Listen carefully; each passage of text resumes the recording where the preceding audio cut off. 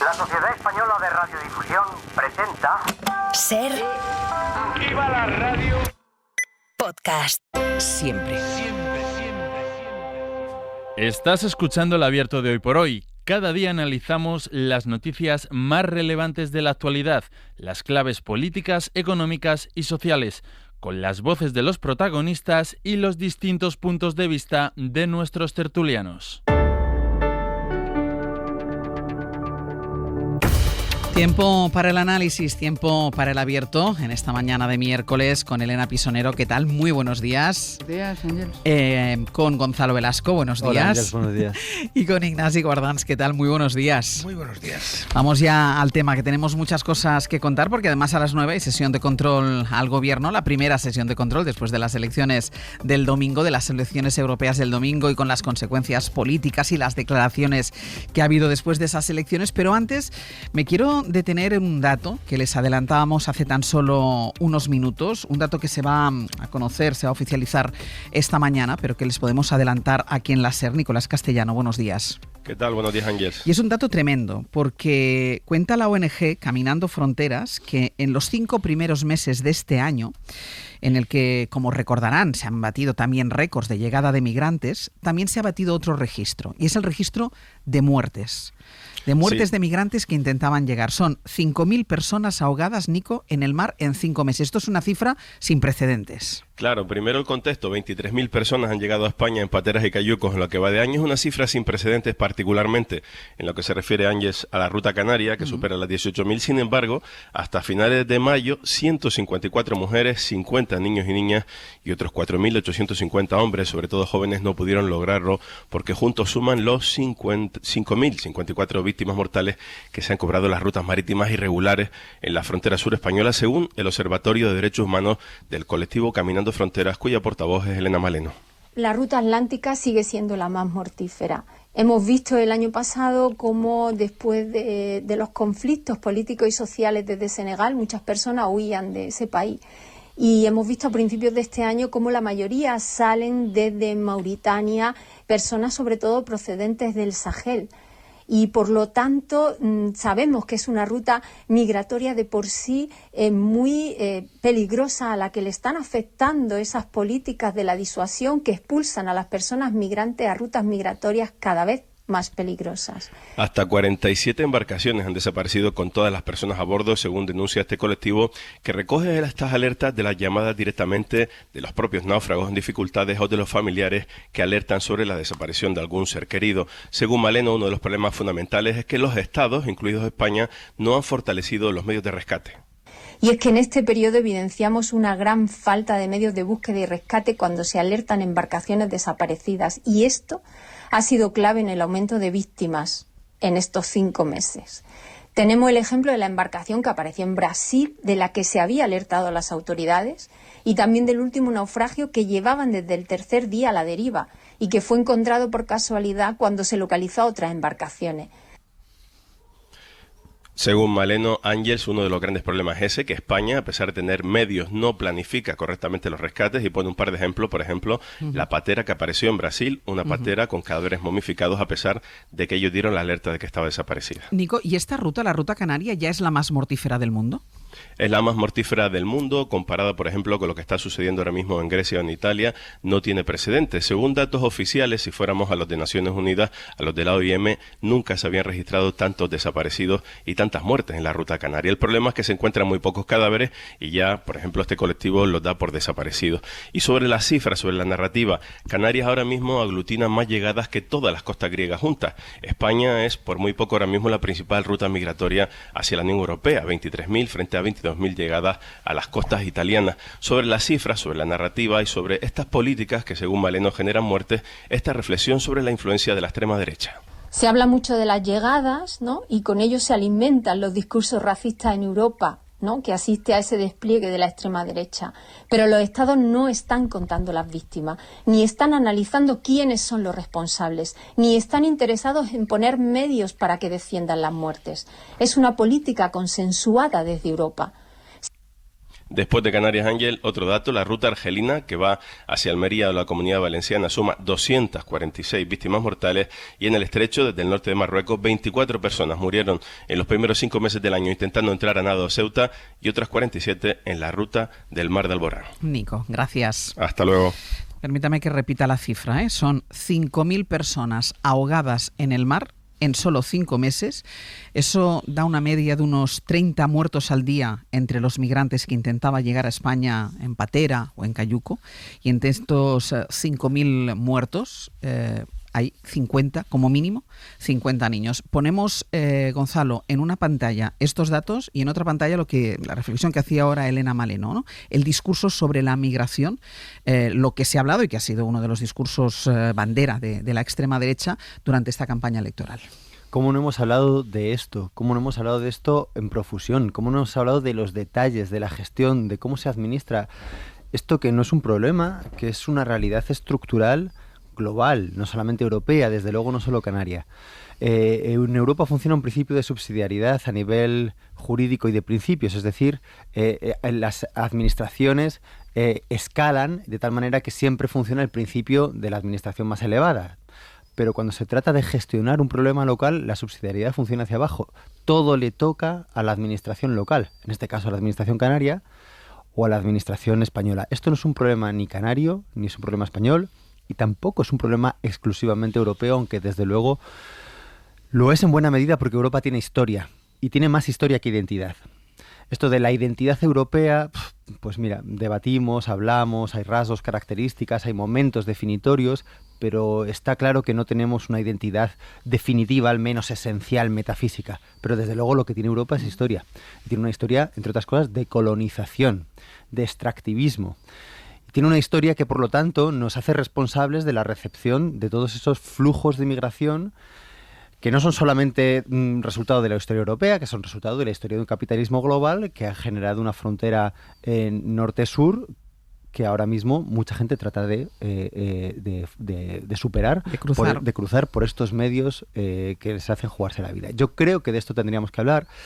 Creo, lo digo con pesar, que la presidencia española de la Unión Europea firmó un pacto de la migración y el asilo que fue seguramente un acuerdo de mínimos en función de los equilibrios de fuerzas, pero que fue insuficiente para afrontar el problema y que no hizo más que postergar también la cuestión hasta otro momento en el que se tendrá que firmar otro pacto mucho más concluyente, mucho más decisivo, y pese a esto, pues con un equilibrio de fuerzas seguramente que favorezca menos la asunción de la responsabilidad del problema, porque sabemos que se ha votado en Europa hoy y sabemos que esto cada vez va a ser más difícil. Así que lo digo con mucho pesar, y hay que buscar otros medios para rescatar esto y ponerlo en la mesa, en los asuntos principales de nuestros y es verdad que es que en un sentido o en otro, pero siempre lo que entra en el debate son los que llegan, pero los que no llegan son, este es cálculo evidentemente, los que no llegan son esos 5.000 en solo 5 meses. La cifra es brutal. Elena. No, la cifra es terrible y yo creo que hay que recordarla, pero siguiendo la argumentación que ha hecho Gonzalo, yo creo que la historia nos condiciona y tu planteamiento, bueno, estaría bien si siguiéramos siendo los mismos, pero ya no lo somos, no somos los que marcábamos la pauta en el mundo, y creo que siendo cierto nuestros valores y nuestros principios, yo creo que tenemos que ir a la solución del problema, a la gestión del problema, y no solo a la asunción de una responsabilidad que, por supuesto, la tenemos porque va en nuestro ADN, no por la historia colonialista, sobre la que podríamos discutir mucho, ¿no? Pero creo que hay que hablar de presente y de futuro, y no solo la gestión de una consecuencia. Tenemos que ir a la raíz e intentar ser prácticos. Y como tú bien has dicho, Gonzalo, es un problema muy general, pero nos toca a nosotros y lo tenemos que gestionar localmente, eso es evidente. Pero tenemos que analizar el problema en su totalidad, no solo entornar un mea culpa, que efectivamente puede tener mucha raíz, pero no es presente. Europa está en una situación que, más que colonialismo, necesita inmigración, y necesita una inmigración que esté adecuadamente regulada y cuidada. O sea, yo creo que está muy bien hablar de una migración justa, segura, que es lo que he oído en los debates de la campaña europea, pero desde luego lo que tiene que ser es pragmática, realista y que cuide realmente a los ciudadanos que optan por vivir en nuestro territorio. Pero yo hablaría más de presente y de futuro y menos de pasado, porque eso no lleva más que a la melancolía. Ignacio. Bueno, la cifra es atroz, empecemos por ahí, por dejarlo bien claro, porque al final con las cifras nos acostumbramos demasiado rápido, ¿no? La cifra es atroz, o sea que eso ya sin reserva ninguna, ¿no? Entonces ya si lo que hablamos es de política, yo de lo que soy partidario es de separar claramente la gestión de esta cifra, la gestión de los muertos, la gestión del salvamento de la política inmigratoria. Separar significa que es un cuadro mucho más complicado. Y yo no soy nada partidario de meter en el mismo saco el cómo podemos gestionar la inmigración, cómo la explicamos, porque buena parte de eso es cómo la explicamos a los ciudadanos, cuáles son las políticas migratorias, de lo que es el salvamento de una serie de personas, incluso después de salvadas ver qué hacemos con ellas, si por el solo hecho de que estén salvadas las integramos en nuestras sociedades o después de salvadas pues les devuelve a su sitio o se vuelve a un término intermedio. Quiero decir, la política migratoria de Europa, la de España y la de los demás, no es caridad. Y no depende solo, ni se basa solo en el hecho de que haya gente dispuesta a morir por llegar. La política migratoria se basa en muchas más cosas. Se basa, entre otras cosas, en nuestra propia necesidad. Necesitamos inmigrantes. Y por tanto, el fondo del diseño de una política migratoria tiene que basarse en mucho más que en el impacto, en algo, no en mucho más, en algo muy distinto que en el impacto que nos da saber que han muerto 5.000 personas. Esa no es la razón de nuestra política migratoria, ni la razón por la que tenemos que abrir las fronteras. Porque según eso, efectivamente, claro, no tendríamos ningún orden y nuestra política migratoria dependería de la capacidad que tengan los demás países de dejar, que participen sus mafias, que sean activas sus mafias migratorias, que no controlen sus fronteras, etcétera. Y eso no tiene ningún sentido y acaba provocando en Europa lo que está provocando en parte con la reacción democrática de la extrema derecha.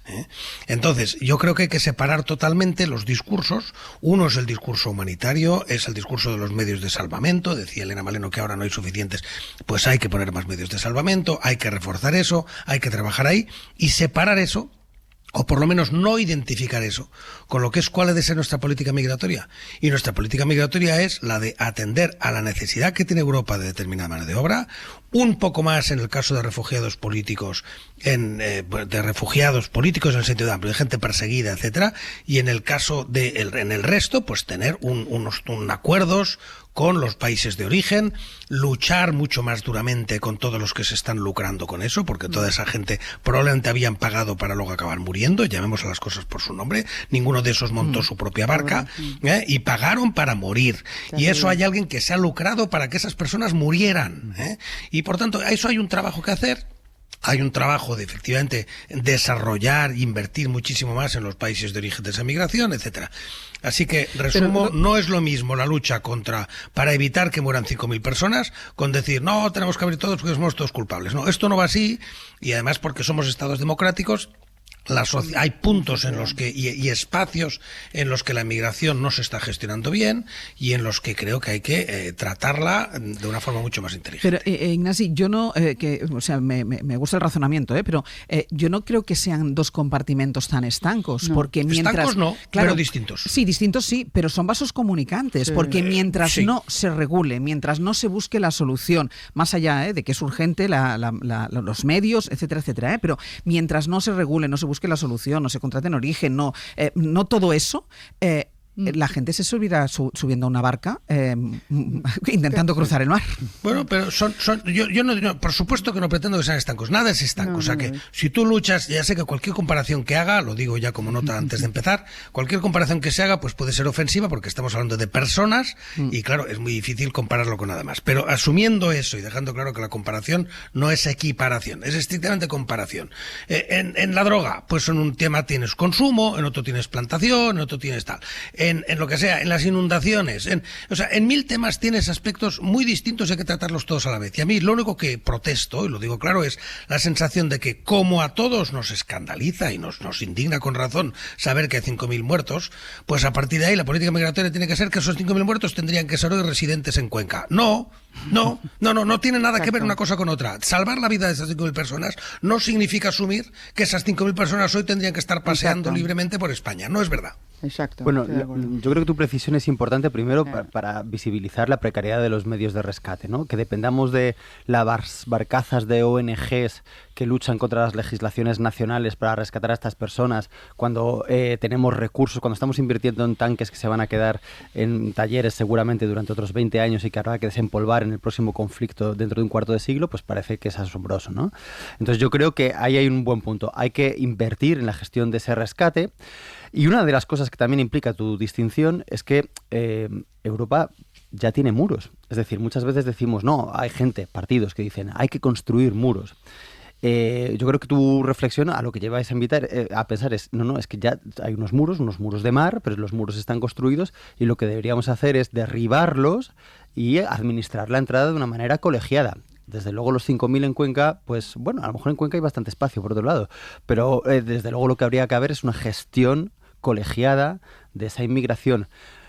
Por necesidad, estoy de acuerdo, que es algo que tenemos que asumir, que tenemos que enfrentar y que debemos de dejar de encubrir en eufemismos y en demagogias. Pero también, ya no solamente por responsabilidad histórica, no iba solamente a esa especie de culpa así cristianizante, ¿no? Sino la idea de que es un hecho social, es un hecho empírico que hay flujos migratorios por el modo en que el mundo y la economía se ha configurado y que no van a parar. Y que no lo podemos negar, igual que no podemos negar que el CO2 y que la contaminación y que los microplásticos circulan sin conocer fronteras. ¿Pero qué lleva el no negarlo, Gonzalo? El no negarlo, o sea, sabemos que hay países africanos con poblaciones superiores a 100 millones de personas, de los cuales más de la mitad tienen menos de 20 años. Entonces, eso es así. Y esos son datos que hay que saber.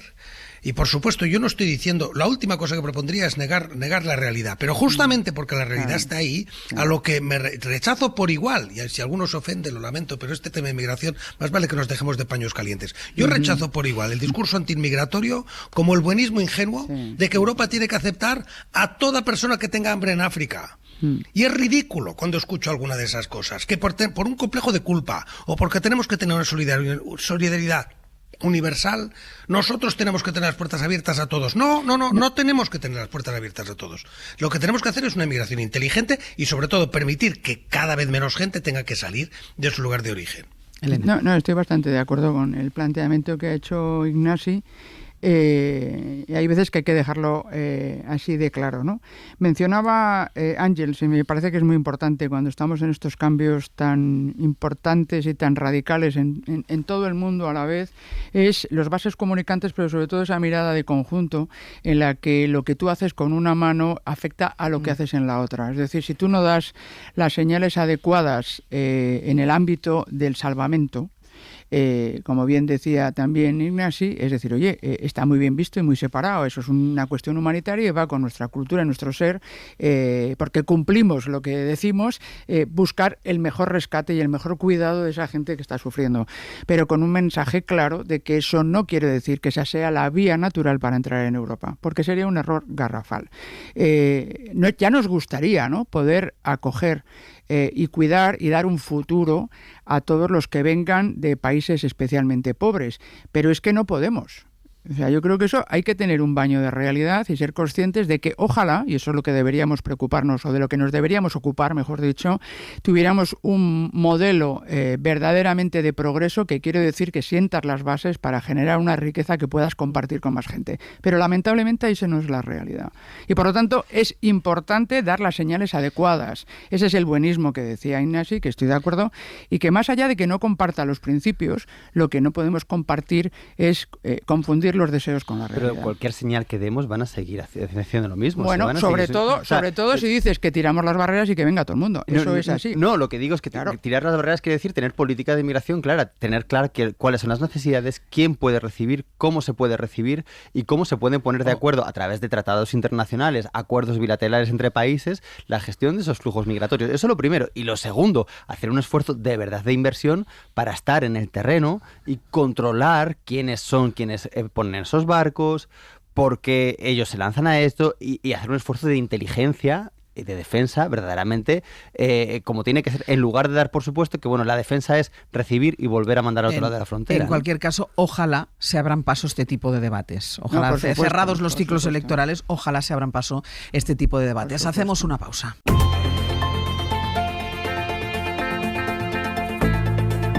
Abierto. Ser Podcast. En el Abierto, Elena Pisonero, Ignasi Guardans y Gonzalo Velasco.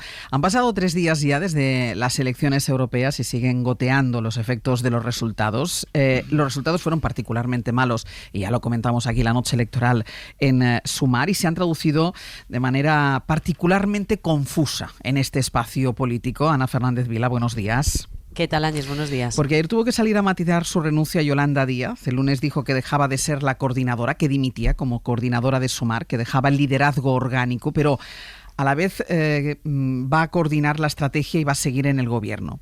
Claro, empezaron a correr titulares sobre la dimisión y finalmente la propia Díaz ayer explicó que Díaz no se va, que Yolanda Díaz asume responsabilidades, pero que Yolanda Díaz se queda. Y no estoy exagerando, es que ella habla en tercera persona. Yolanda Díaz sigue formando parte de la ejecutiva de Sumar. Yolanda Díaz no se va. Lo que ha hecho es política de la buena. Y es que cuando hay malos resultados electorales, en mi convicción política, en mi ética, hay que asumir responsabilidades. Y quiero hacer pedagogía, porque la política debe de ser así. No me voy, me quedo dentro de Sumar, y ahora Sumar va a dar un debate tranquilo que arranca el jueves, y a esas gentes decirles que además hacemos esto para ganar en las siguientes elecciones generales. Yolanda Díaz dice que Yolanda Díaz no se va, que Yolanda Díaz se queda y que Yolanda Díaz, dice Yolanda Díaz, hace política de la buena. Pedagogía para un debate tranquilo, lo explicaba ella para intentar, Ana, reducir el desconcierto, aunque no sabemos si lo ha conseguido. Sí, por si alguien lo dudaba, Yolanda Díaz no se va, ya lo hemos escuchado ayer en su primera intervención ante los medios, hasta 2 veces dijo que se queda, que deja la coordinación general de Sumar, eso sí, pero que mantiene la interlocución con Sánchez, la coordinación de los ministerios, la acción parlamentaria, porque sigue siendo presidenta del grupo parlamentario de Sumar, pero todos en el espacio a la izquierda del PSOE tienen claro que en la práctica ella sigue al mando, así que hemos estado preguntando cómo se explica entonces su renuncia al cargo de coordinadora general que supone y por qué tuvo que salir ayer a aclararlo. Sobre esto último, lo que se interpreta en algunos sectores es que quiso zanjar las dudas y el desconcierto que su renuncia haya podido sembrar sobre la estabilidad de gobierno y sobre su propio liderazgo. Y sobre la decisión en sí, en público, la propia Díaz explicó ayer, lo escuchábamos, que dejar la coordinación de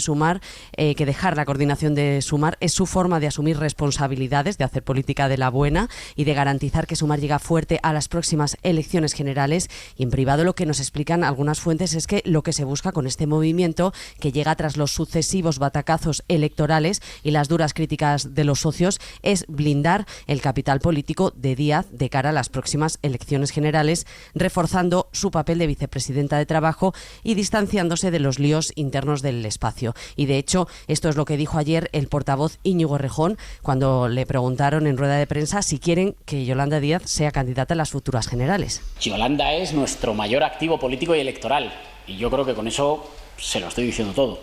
Así que Díaz sigue muy presente, eso no va a cambiar, pero sus socios sí se han agarrado a esta renuncia a medias para exigir cambios en el espacio a la izquierda del PSOE. Tanto Izquierda Unida como Más Madrid avisan de que lo de antes ya no vale, que la toma de decisiones ahora debe ser colectiva y que lo que es el partido de Díaz, Sumar, ahora es uno más dentro de la coalición, un partido que, como decía Díaz, el jueves aborda ya el debate sobre sobre la sucesión del liderazgo, y ahora se están planteando poner a un sustituto interino, eso nos decían ayer. Gracias, Ana. A vosotros. Voy a hacer una pausa, que a las 9 vamos a ir al Congreso a la sesión de control. Quería que escucháramos las palabras de Yolanda Díaz, porque como afecta a la estabilidad del gobierno de coalición, y es algo que seguramente va a salir en la sesión de control al gobierno, así ya tenemos en la cabeza que Yolanda Díaz dice que Yolanda Díaz se queda.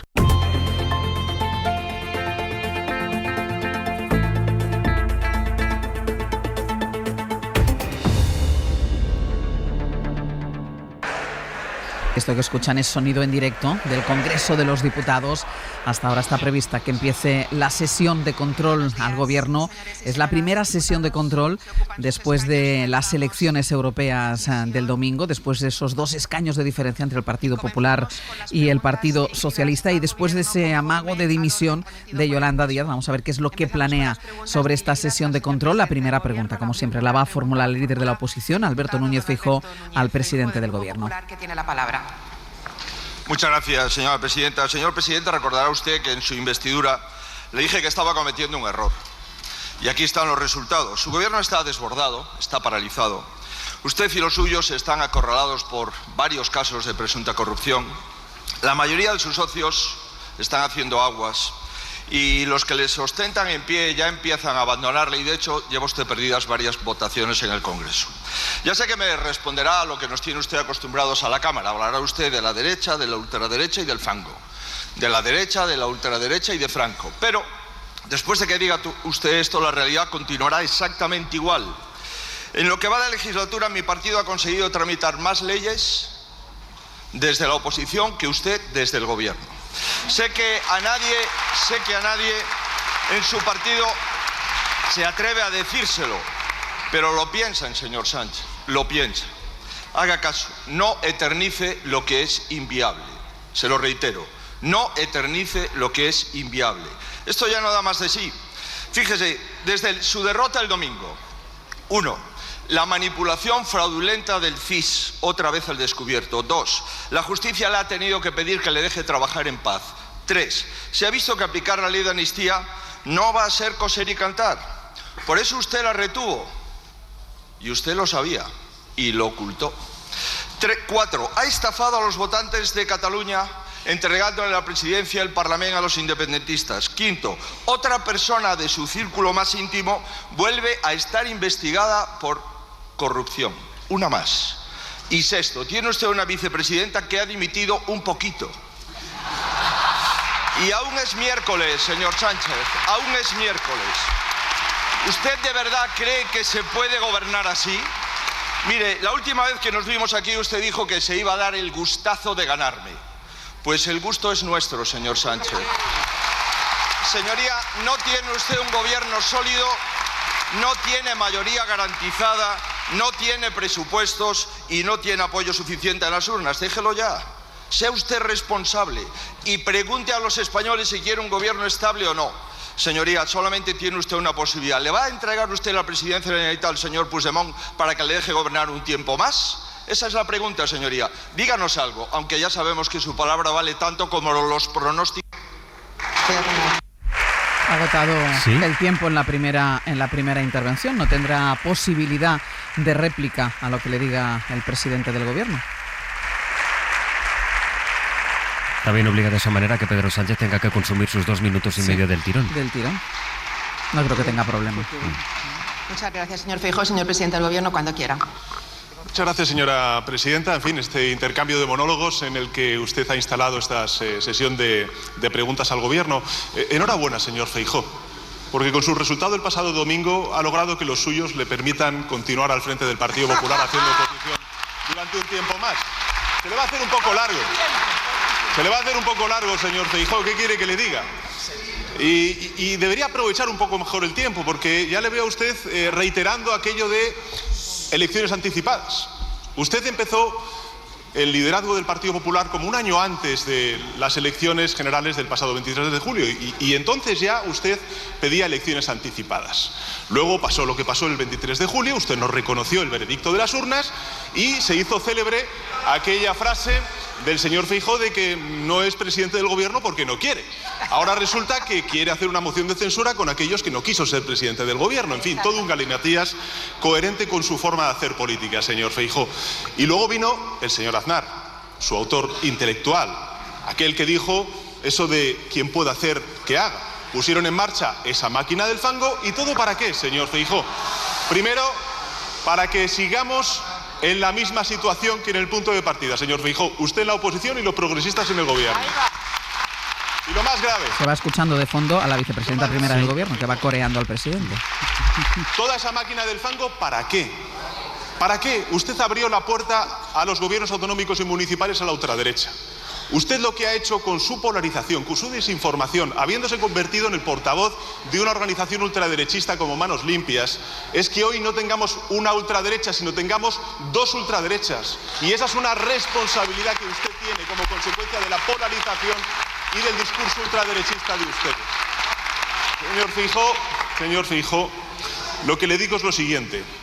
Dentro de 3 años, cuando haya elecciones el próximo año 2027, lo que va a suceder es que se van a presentar 3 ultraderechas, la suya, la de Alvise y la de Abascal. Y vamos a ganarles a los 3, señoría. Vamos a ganarle a usted, a Abascal y Alvise, sino al tiempo. Muy bien, presidente. Son las palabras de María Jesús Montero. Ha estado muy participativa la vicepresidenta. Algo pasaba también desde la bancada del Partido Popular, porque veíamos también a Patxi López señalar hacia la bancada del Partido Popular, mientras Pedro Sánchez respondía también de tirón al líder de la oposición. Por favor, ruego silencio cuando hay alguien que está interviniendo. La siguiente pregunta la formula el diputado don Santiago Abascal Conde, del Grupo Parlamentario Vox, que tiene la palabra. Por favor, guarden silencio. Señor Sánchez, ¿está usted dispuesto a meternos en una guerra para ocultar su corrupción?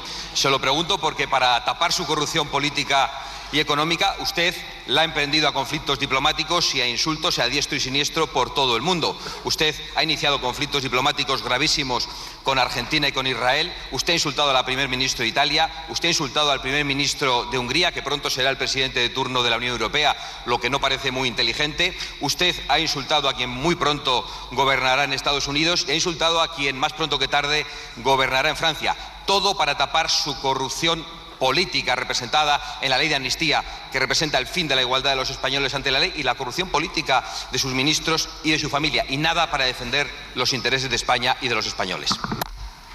La pregunta era esta: ¿está dispuesto a meternos en una guerra para tapar la corrupción? Por esto lo pregunto. Esta vez sí que no ha consumido, esto lo hace habitualmente Abascal, consume los 2 minutos que tiene en su primera intervención. Muchas gracias, señora presidenta. Buenos días, señora Abascal. Usted pregunta por la posición diplomática del Gobierno de España. Me resulta bastante curioso que usted, que siempre da lecciones de patriotismo, sea el primero que va corriendo a ver a Netanyahu, a darle una palmadita en el hombro, a aplaudirle y a animarle a continuar con esos bombardeos indiscriminados en Gaza. Esa no es la posición del Gobierno y esa tampoco es la posición de la sociedad española.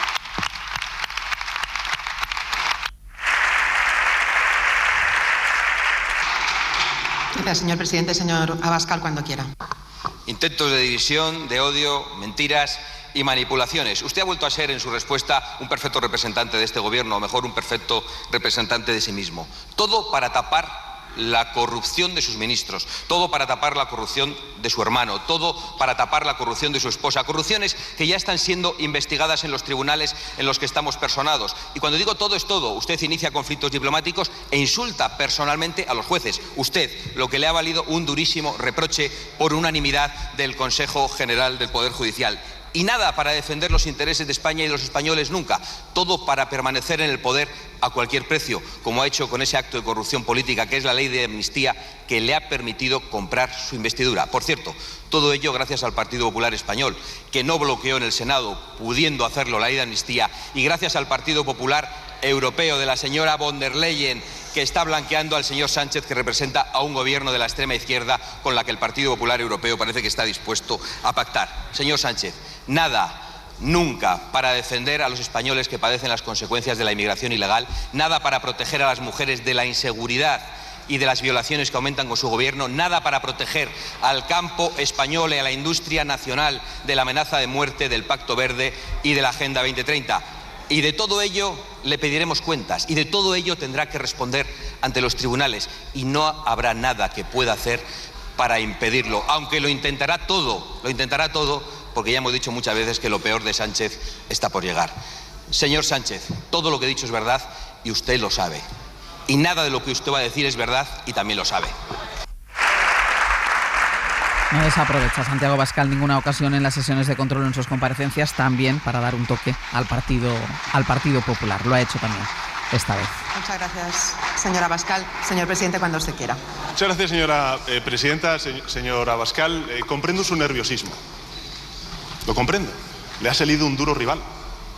Usted estaba acostumbrado a hacer declaraciones de mucha hipérbole, de mucha exageración, de mucha radicalidad, competir en el ámbito ultraderechista con el señor Feijóo, y ahora le ha salido otro competidor en el señor Alvise.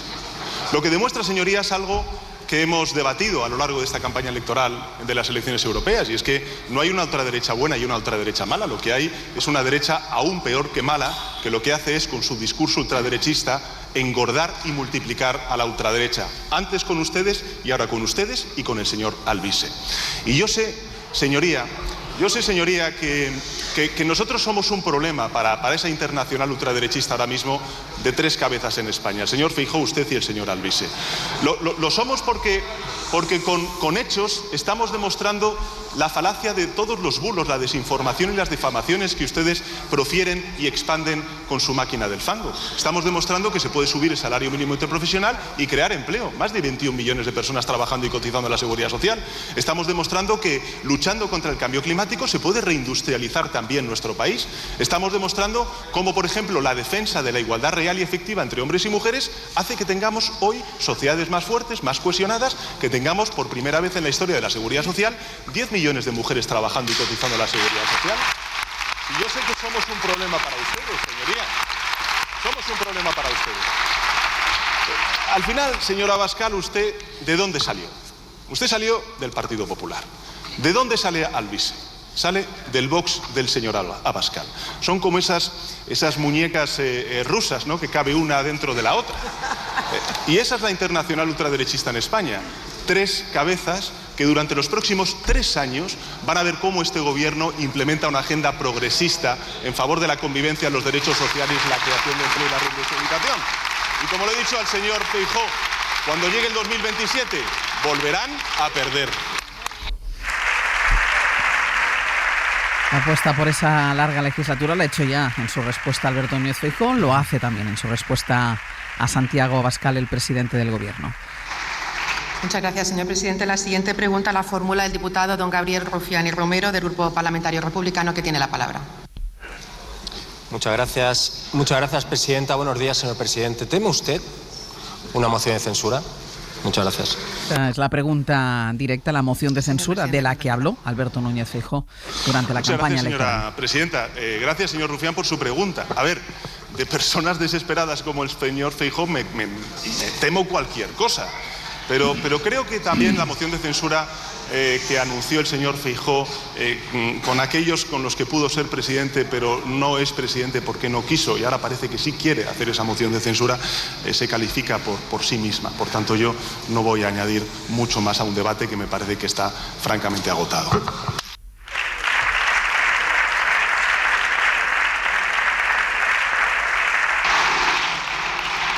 Muchas gracias, señor presidente. Señor Rufián, cuando quiera. Gracias, señora presidenta. Le entiendo, señor presidente, porque de momento no cuela eso de que la derecha española pacte a la vez con la ultraderecha y con la derecha catalana. Pero algún día colará. De momento no cuela aquello de que el señor Feijóo pacte con el señor Puigdemont para echarle a usted por pactar con el señor Puigdemont. Pero algún día colará. Y de momento no cuela aquello de que si algunos pactan con el PSOE somos unos traidores, pero si algunos pactan con el PP son unos estadistas. Pero algún día colará, se lo digo yo. La pregunta, la cuestión importante realmente es ¿qué hace usted mientras? Más allá de jugar al mal menorismo. Soy lo mejor de entre todo lo peor. Usted abrió un debate interesante hace unas semanas cuando descubrió, se lo digo con enorme respeto, que había fascistas en este país que le querían mal. Bien, bienvenidos. Nosotros estamos en quinto de fascistas que nos quieren mal.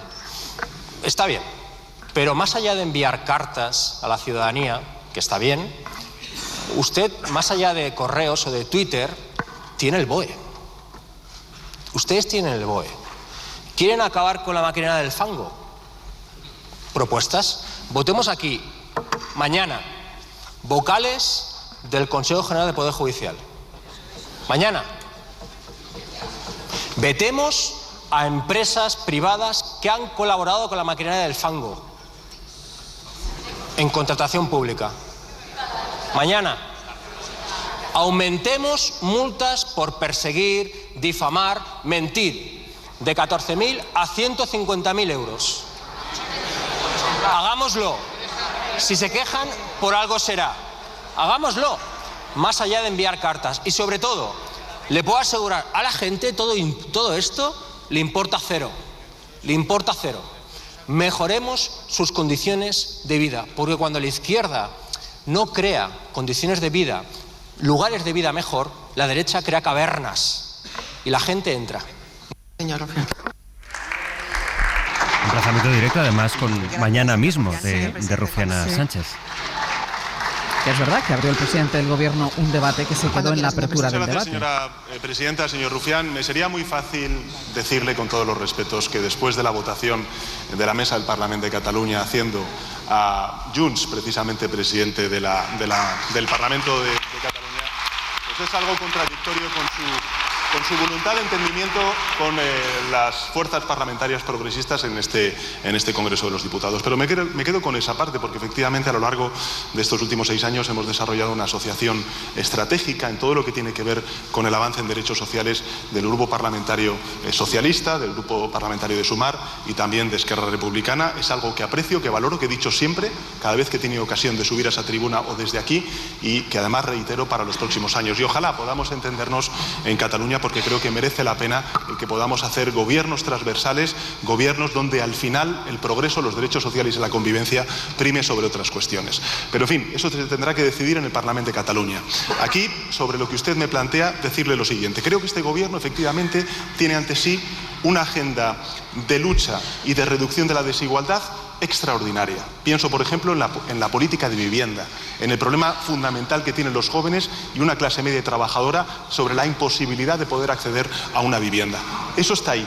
Pero también creo que este gobierno de minoría parlamentaria ha logrado cosas absolutamente, yo creo que inéditas, y que son valoradas fuera de España, ¿no? La reforma laboral, la reforma de las pensiones, la reforma educativa, en fin, son todo políticas, la subida del salario mínimo interprofesional, son todo políticas que al final nos están permitiendo crecer, crear empleo y reducir las desigualdades, como nos dicen, pues evidentemente, todos los organismos internacionales. No le quepa duda una cosa, señoría, yo tengo muchos defectos, pero hablo claro.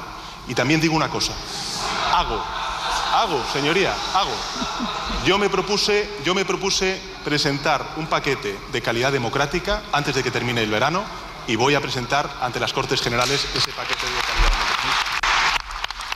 Bueno, ha sobrevolado, en cualquier caso, yo creo, en este intercambio entre Rufián y Pedro Sánchez, ha sobrevolado la negociación para la formación de gobierno en Cataluña. Hacemos una pausa.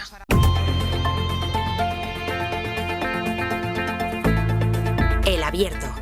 Ser Podcast.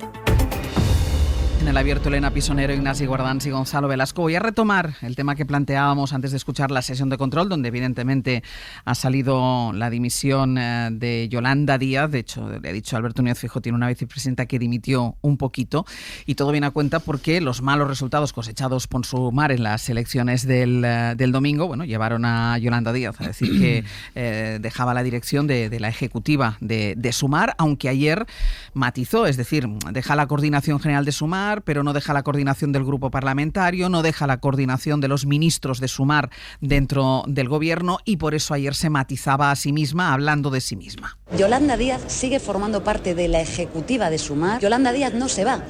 Lo que ha hecho es política de la buena, y es que cuando hay malos resultados electorales, en mi convicción política, en mi ética, hay que asumir responsabilidades. Y quiero hacer pedagogía, porque la política debe de ser así. No me voy, me quedo dentro de Sumar, y ahora Sumar va a dar un debate tranquilo que arranca el jueves, y a esas gentes decirles que además hacemos esto para ganar en las siguientes elecciones generales. Yo no sé, Ignasi, si no la entendimos el lunes, si no la entendimos ayer. El hecho es que los datos de Sumar fueron malos, que hay una crisis abierta dentro de la coalición. Recordemos que es una coalición de partidos, entre ellos Izquierda Unida, que se quedó sin asiento en el Europarlamento. Entonces no sé exactamente qué es lo que nos ha querido contar Yolanda Díaz. Ignasi. A ver, no está Ignasi. Gonzalo. Bueno, pues la palabra confusión creo que es la adecuada. Yo creo que, decía Maquiavelo que la política es cosa de fortuna y virtud. La virtud y las virtudes las ha tenido desde luego Yolanda Díaz, y las tienen algunos de sus ministros como gestores y como promotores de políticas sociales. La ocasión la tuvo para haber sido una líder que aprovechara ese aura de impecabilidad y de negociadora totalmente efectiva. Pero desaprovechó esa ocasión, y la desaprovechó creando una formación política que tiene el defecto, como decíamos, de la confusión. Cuando vivimos en tiempos políticos en los que prima, por encima de todo, la necesidad de la sencillez. Todos los mensajes políticos que funcionan y que generan vínculos representativos hoy son simples, sencillos. Venimos de unas elecciones europeas, lo venimos hablando, en los que no se ha hablado casi de inmigración, en los que se ha mentado el Pacto Verde, pero ni siquiera se ha desarrollado. Teníamos una candidata como Teresa Rivera que casi no ha hablado de ello. ¿Por qué? Porque lo que prima son los mensajes, las etiquetas fáciles, sencillas. Sumar es un significante, una palabra, al que es muy difícil atribuir un significado. ¿Qué es sumar? Sumar es la suma de partidos. Pues si es así, no están bien coaligados y además no está siendo efectivo. Sumar es que es una suma que contribuye a una fuerza principal en la izquierda, que es el PSOE, pues también se autoinvalida. Sumar no ha quedado claro desde el principio qué es, cuando en realidad están haciendo unas políticas sociales encomiables. Ayer mismo el ministro Bustinduy anunciaba un desarrollo de un pacto de cuidados que iba a darle la vuelta al modelo de las residencias, generando cuidados en los mismos domicilios de las personas que los necesiten. Hablaba de la tarjeta que ayuda, digamos, a las personas necesitadas y de cómo está siendo efectiva para cubrir sus necesidades básicas. Está promoviendo un pacto para el subsidio a la crianza. Yo creo firmemente que los ministerios de Sumar están haciendo una especie de tercera ola del estado de bienestar. ¿Por qué eso no cala? ¿Por qué eso no trasluce? Pues porque Sumar y Yolanda Díaz se han enredado en un tipo de liderazgo que es verdaderamente confuso. No se necesita tiempo, no se necesita una deliberación, se necesitan mensajes claros, sencillos y nítidos. Vivimos en tiempos populistas. Pedro Sánchez es un líder que utiliza estrategias populistas. El PSOE ubica como único mensaje prácticamente exclusivo en su agenda política a Pedro Sánchez. Pedro Sánchez es el significante que recibe todos los significados de la izquierda, los buenos y los malos. Mientras tanto, Sumar se enreda en debates, en orientaciones, en que si se coaliga uno con otro, en cosas que no calan en la ciudadanía. Mientras tanto, sigue emergiendo la extrema derecha y ellos siguen enredados en su dificultad para definir exactamente qué son. Tienen que acabar ya con esto. Y Yolanda Díaz tiene que acabar de una vez por todas. Yo estoy de acuerdo en que se quede como vicepresidenta porque es que le debemos mucho. Toda la sociedad española le debe muchísimo. Ha sido una de las mejores vicepresidentas y una de las mejores ministras de trabajo que ha tenido la democracia. Y desde luego debe seguir gestionando las políticas sociales de Sumar. Pero a nivel de partido hay que tomar una decisión ya. Se es una cosa o se es la otra. O se es el partido del estado de bienestar, o se es el partido de los cuidados, o se es el partido del laborismo, o se es el partido del bienestarismo, o se es el Frente Popular de las izquierdas. Pero no se puede ser una cosa, la contraria, todas a la vez. Hay que tomar una decisión. Elena. No, yo no me quiero entrar mucho en debate con Gonzalo. Yo creo que puedes entrar en debate con Gonzalo, sí, de eso se trata, ¿eh? Sí, por supuesto. Bueno, vamos y a además ver. creo que hemos recuperado a Guardans también. Guardans está ahí, ¿no? Sí, Él se incorporará al debate también. No, pero como se ha ido a tomar el café... No, él se incorporará. Yo vamos a ver, yo cuestiono, o podríamos debatir sobre la calidad como vicepresidenta o ministra de la señora Díaz en el gobierno.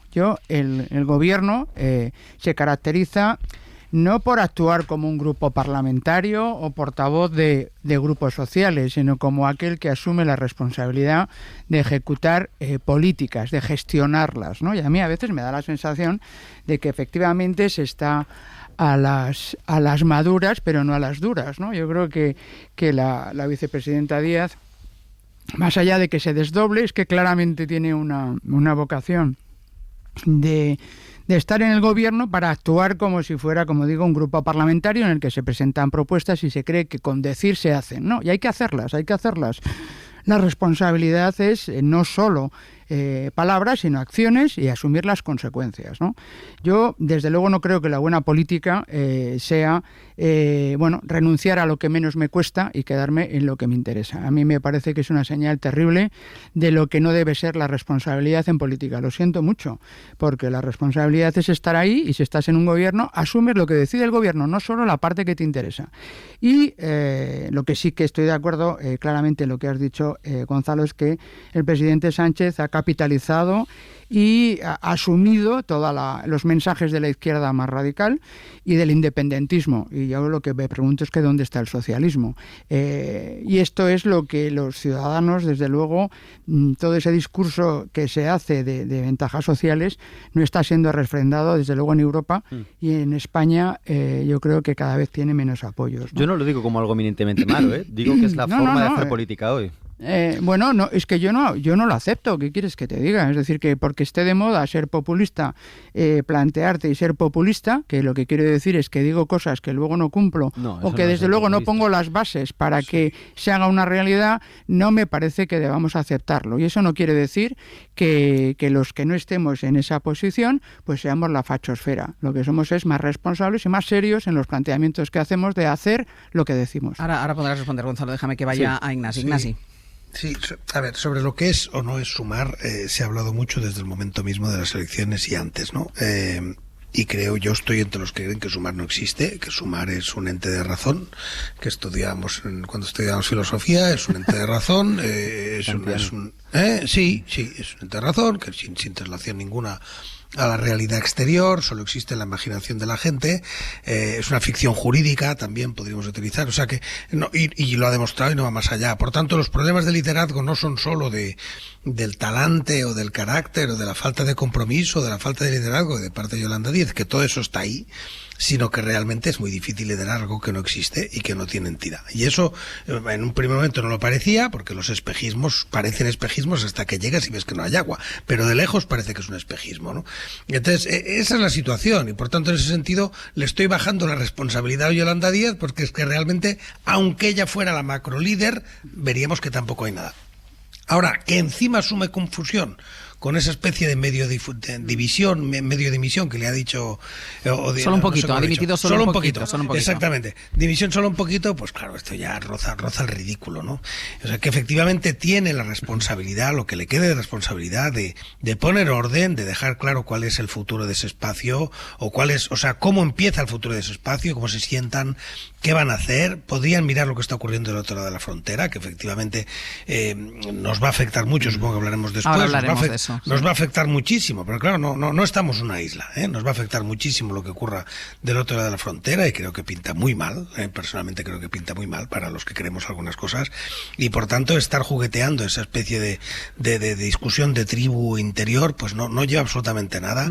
Y luego ya la propia valoración como ministra, pues en su gestión en el ámbito social y de derecho del trabajo y demás, creo que lo ha hecho bien, pero sí estoy bastante de acuerdo con Elena, que lo que poco a poco, al principio no, pero poco a poco ha ido sumándose a ese populismo de decir, bueno, yo soy del gobierno, pero también un poquito, soy un poquito, soy por horas, hay cosas que no me gustan y ya no respondo, de la política exterior ya no es la mía, la política de defensa es la mía según qué horas, básicamente no lo es, la económica depende de si me conviene. Claro, esto no es un gobierno y esto es muy poco serio. Gonzalo, ¿qué querías responder a lo que decía antes Elena?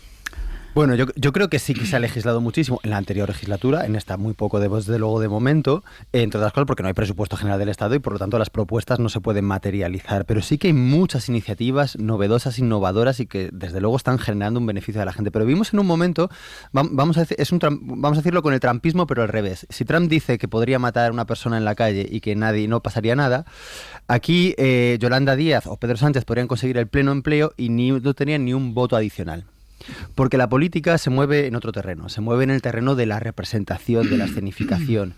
Y es ahí donde Pedro Sánchez triunfa y es ahí donde Yolanda Díaz fracasa. Pedro Sánchez no es el bastión de la socialdemocracia en Europa por sus políticas sociales solo. Porque si no, entonces Yolanda Díaz sería, la ama y señora de este mundo, ahora mismo de este país. Lo es porque escenifica muy bien en un liderazgo y acomuna todo lo que es la política de izquierdas en su persona, en su personalidad. Creo que esto es lo que no ha sabido hacer Yolanda Díaz y lo que no ha sabido hacer Sumar. Sumar sí que respondía a una necesidad, creo, un diagnóstico inteligente. En las elecciones nacionales tenemos circunscripciones provinciales y por lo tanto es necesario dar cuenta y conseguir apoyos en las localidades, en las regiones, en los territorios. Por ejemplo, ahora se ha vuelto a esa comparación que nos gusta tanto entre los dos liderazgos, el de Irene Montero y el de Yolanda Díaz. Bueno, es ficticio, porque en unas elecciones generales Podemos solo no consigue escaños en las provincias. Sumar, incluso con la crisis de sus coaligados, como por ejemplo los comunes, conseguirá escaños en las provincias. Es decir, que tiene una razón de ser con mucho sentido, esa coalición, esa agregación de partidos. El problema estuvo cuando, en lugar de ser una coalición con una coordinación más o menos autogestionada, horizontal, con distintos pesos, se sumó además una dirigencia central de Madrid, unos independientes que no están ni en Más Madrid, ni en Compromís, ni en los comuns, que encima tienen todo el peso de la dirección del partido, se llame Movimiento Sumar o se llame lo que sea, que es ahora lo que se reclama que sea una parte más de la coalición. Eso generó primero un terrible malestar y desafección y desmovilización por parte de esas fuerzas coaligadas, pero además una tremenda incomprensión.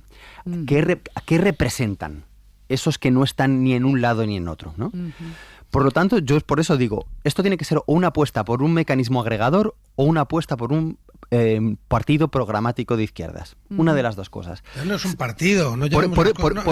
Por eso, pero eso de Movimiento Sumar se ha fundado como tal. Por eso digo que tiene que ser una apuesta por una cosa o por otra. Si es una agregación de partidos, entonces hay que modificar el modo que se coordina. Yo, por ejemplo, defendería que hubiese una coordinación en el que el peso en la dirigencia, en la dirección, fuese en función del peso electoral en las distintas concurrencias, ¿no? Eso, por otro lado, neutralizaría cosas como la que está pasando con Izquierda Unida, que ahora reclama, oye, que hay de lo mío, cuando llevan viviendo de un cierto parasitismo de Podemos y luego de Sumar, en lugar de ir a buscar votos hasta debajo de las piedras, ¿no? Que qué fácil es, ¿no? También esto de Amaillo, que ahora todos respetamos mucho, pero qué fácil es, con Marina Leda, Zamora y Rivas no se cambia un país.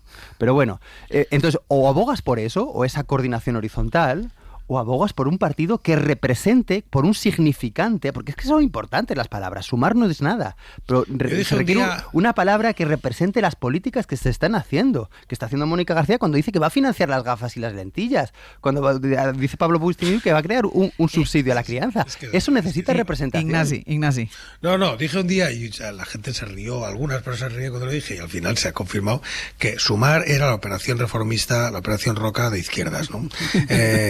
Y ese sí, o sea, una especie de suma, se pone un nombre delante que no acaba de controlar el aparato, porque tampoco hay aparato, y aquello se deshace como un torrón de azúcar. Entonces, a partir de ahí, sí, tienes razón tú, o sea, si lo que se quiere es una especie de federación de izquierdas, pues una confederación de izquierdas, pues llámese así, se sabe que eso también la historia de España demuestra que tampoco acaba de funcionar, pero entonces exige otro tipo de gobernancia. Pero es que es una pura contradicción, porque nadie aspira a eso. Realmente nadie aspira a eso, porque lo que se aspiraba era buscar un espacio alrededor de Yolanda Díaz, que en ese momento aparecía como una esperanza blanca. Y por tanto creo que lo que hay que dejar es que los partidos que tienen una implantación territorial pues actúen, estén y luego sí, que se sienten de vez en cuando para fijar programas, porque si no se crea una ficción, que es lo que te está diciendo tú, se crea una ficción de que hay algo, y entonces la frustración de los ciudadanos es mayor, ¿no? Elena, yo creo que lo que ha comentado Gonzalo me parece muy pertinente y creo que es el debate que debería tener Sumar en este proceso que desde luego es importante de articularse y es un problema de gobernanza, ¿no? Pero claramente, según te estaba escuchando, lo que no podrán hacer esto es desde el gobierno.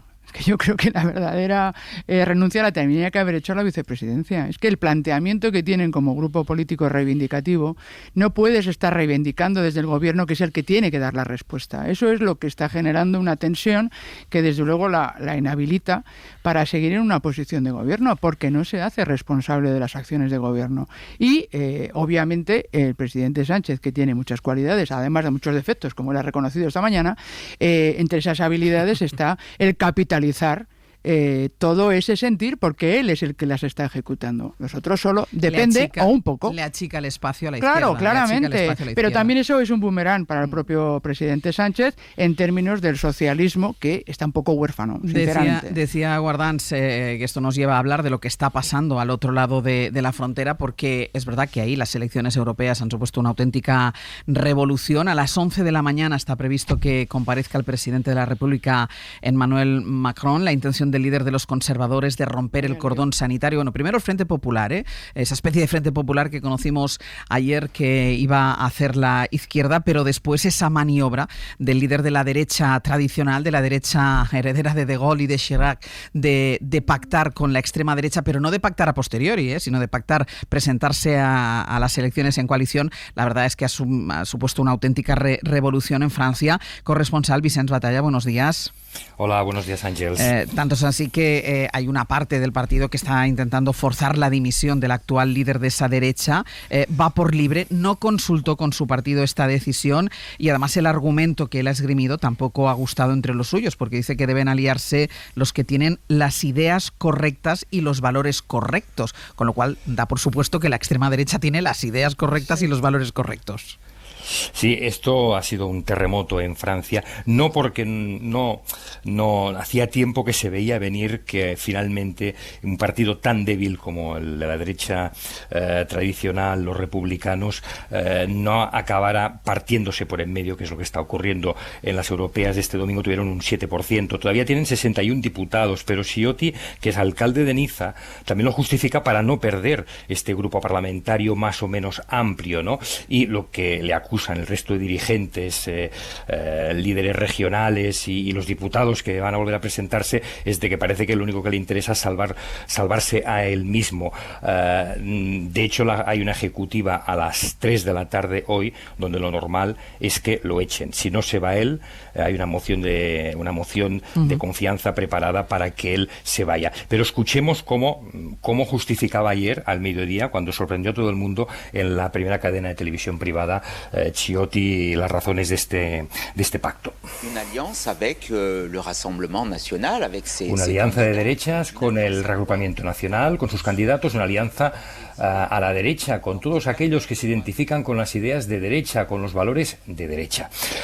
Y citaba, y hablaba de que había hablado ya con Marine Le Pen y con su número 2, Jordan Bardella. Y Jordan Bardella, por la noche, ayer en la televisión pública, decía esto. Me felicito que Eric Ciotti haya respondido favorablemente a Me felicito de que Eric Ciotti haya respondido favorablemente a esta llamada y confirmo esta noche que habrá un acuerdo en estas elecciones legislativas entre el reagrupamiento nacional, que yo presido, y los republicanos. Y añadía que serían varias decenas de diputados los que apoyaría el partido de la extrema derecha de Le Pen. De hecho, está por ver cuántos diputados van realmente a ponerse bajo las siglas también del partido de extrema derecha. Lo que sí que es verdad es que esto es una OPA directamente del partido de Le Pen a este partido tan débil ahora mismo de la derecha tradicional, que se va a partir en dos. Habrán los que se vayan al partido de Le Pen y habrán los que se vayan al espacio de Macron, a un espacio post-macronista, porque ya hay ministros actuales del gobierno de Macron que vienen de la derecha y que están llamando a acoger a estos diputados que no quieran identificarse con Marine Le Pen. Y la verdad es que lo que va a utilizar esta tarde Ciotti va a ser un argumento populista de decir que son los militantes, son los electores a quien él se debe para haber tomado esta decisión. Vicens, gracias. Gracias a vosotros. Y veremos también qué es lo que dice Emmanuel Macron en esa comparecencia a las 11. La última vez que le vimos comparecer, Elena, estábamos en directo, fue para convocar elecciones. Dejadme que haga una pausa, que se me había olvidado una pausa, y a la vuelta vamos con el análisis de esto.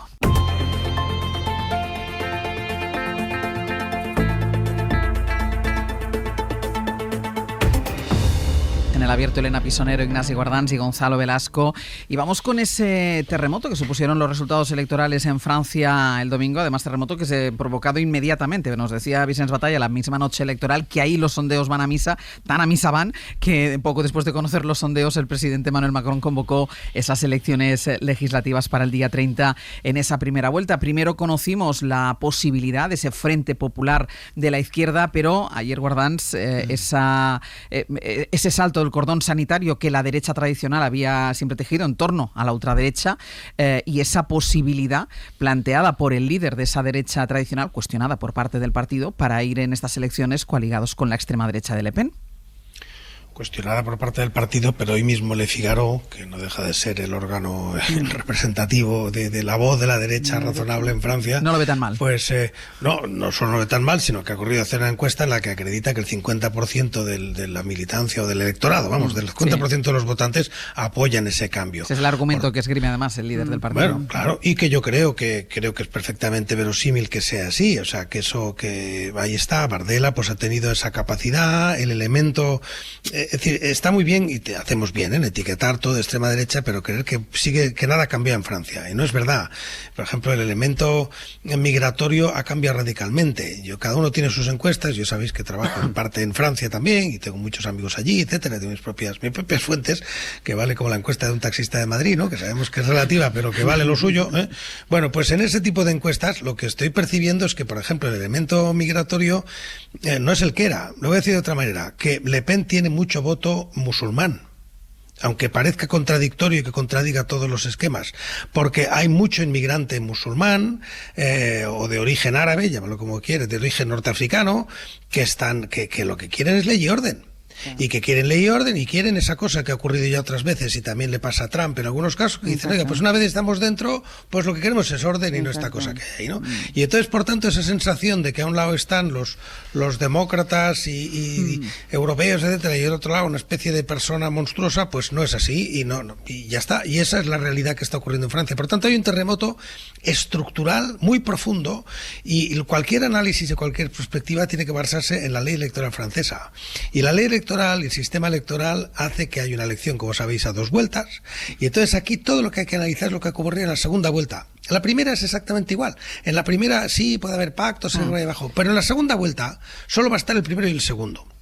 Claro. Y a mí me cuesta mucho imaginar que Macron llegue en un mínimo de circunscripciones a ser ni el primero ni el segundo. Y por tanto lo que habrá en la segunda vuelta es, a un lado, una extrema derecha apoyada o incluso con candidatos apoyados directamente o si no apoyada ideológicamente por la derecha tradicional, y al otro lado un frente popular que va desde la extrema izquierda más izquierda hasta el Partido Socialista más o menos modernizado de Glucksmann. Elena. No, esto está muy interesante. No, es verdad que, en mi opinión, ya has mencionado el paralelismo, porque yo también en Estados Unidos, que además tengo una sobrina viviendo en Miami, porque trabajan allí, los taxistas de Miami, que son cubanos, votan a Trump, como dicen ellos, votan a Trump, porque efectivamente una vez que están allí, lo que quieren es ley y orden. No quieren tantas promesas como realidades, tener seguridad, tener un entorno tranquilo, y efectivamente eso es lo que tiene un voto que va mucho más allá de los tópicos que tenemos en la cabeza, ¿no? Pero yo creo que en el caso de Francia, que efectivamente está planteado y admiramos ese sistema electoral de 2 vueltas, está pensado para 2 grandes partidos, ¿no?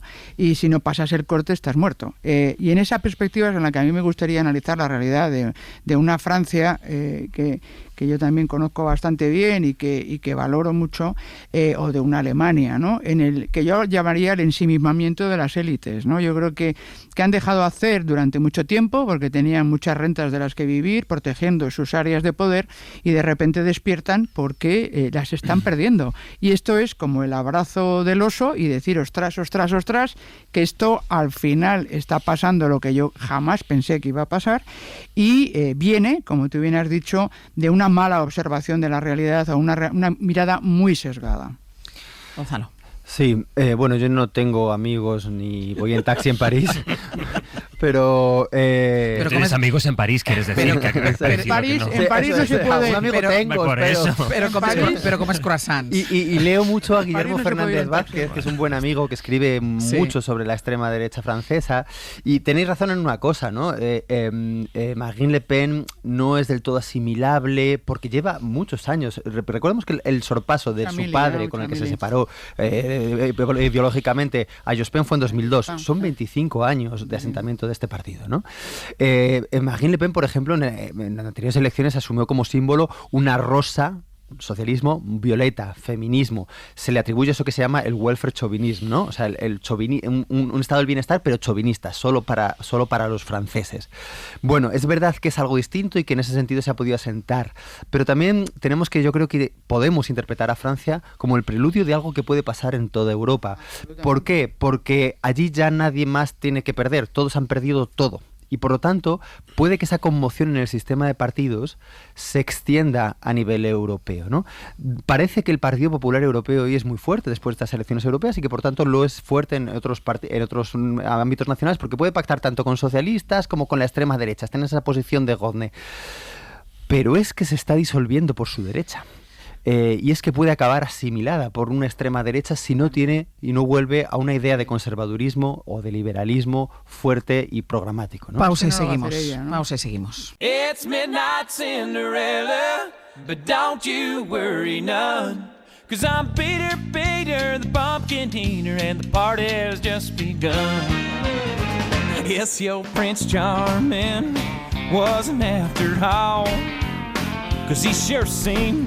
Pues ahora sí que vamos terminando con Elena bailando en toda la canción que habéis puesto. Tenemos a Antón Losada que canta, a Elena Pisonero que baila, Sergio Castro, Pepe Rubio, buenos días. ¿Qué tal? Nosotros contamos. Y Gonzalo que no tiene amigos. Yo no tengo amigos. Es algo muy triste de este programa. A veces quizás sea lo mejor. Venga, bueno, estresados u organizados. Eso es lo que nos planteamos hoy un poco en el Rincón de la Esquina con Marta Sanz y Manuel Delgado a propósito del tema que les traemos, la agenda. ¿Cómo agendamos nuestra vida? ¿Qué significan las agendas? ¿Cómo nos ayudan o nos perjudican o condenan? En el 900-100-800 se lo preguntamos también a todos ustedes. ¿Tienen agenda? ¿Cómo es? ¿Física o digital? ¿Qué apuntan en ella? ¿Dejarían que la leyesen otras personas? ¿Qué encontrarían allí entonces?